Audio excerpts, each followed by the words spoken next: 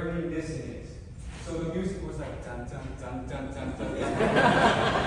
And Harry and his family started getting more connected. It worked. They were looking at the puzzles. They were trying to solve the math problem, and it was getting more and more intense. And it got to the point where Harry's dad was starting to bark orders, and he was ignoring what other people had to say, and he was just trying to get this before the clock ran out. Now, after a few minutes, Harry realized this would not work. There's another way to make this happen. So he made an executive decision. He grabbed the math problem that everyone was working on. He strided into the conductor's cabin. He slammed the door behind him, locked it, turned his back on his family, and he tried to solve the problem himself. He thought he needed peace and quiet, and he had the best mind to solve this problem. Harry's dad. So Harry's dad was yelling, he was screaming through the cabin door window. He was like, we should be solving this as a family, we should be working together, we should be bonding. And Harry continued to ignore his father and work on the problem. So the timer counted down until it was 5, 4, 3, 2, 1, and they did not get out.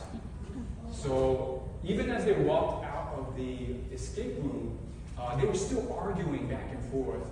And ironically, Harry and his dad probably left the escape room less bonded than when they entered. So as I reflect on this and I think about what lessons that I hope Harry and his dad learned from the experience, I think there's 3 big things. So one is don't shut people out. When you shut people out, that can signal as a sign of lack of trust, lack of respect. They can also stifle any level of creativity or collaboration. And it's just really good to look out for that when you're stressed, because that's usually when you start to want to shut people out. Acknowledge other people's strengths and weaknesses. At phase 2 and on any team, you have diversity, which means there's different strengths and weaknesses, and those skills complement each other. So one person may be good at math, another may be good at visual puzzles. At phase 2, one person may be good at client communication, another may be good at development or technical skills. So by working together and reaching out, we can use our different perspectives and our skills to be greater than the sum of our parts. And then don't lose sight of the bigger picture. Harry's dad had one singular vision on how he thought he needed to bond as a family, and when that didn't materialize, he tried to force it. At phase 2, we have obviously goals of delivering results and a better website.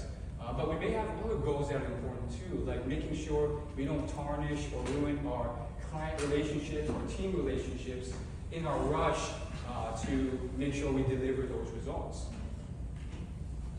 So don't win the battle to lose the war. And with that, in summary, don't shut people out, know your strengths and weaknesses, and don't lose sight of the bigger picture. And with that, you should be able to beat escape rooms faster and work better on teams.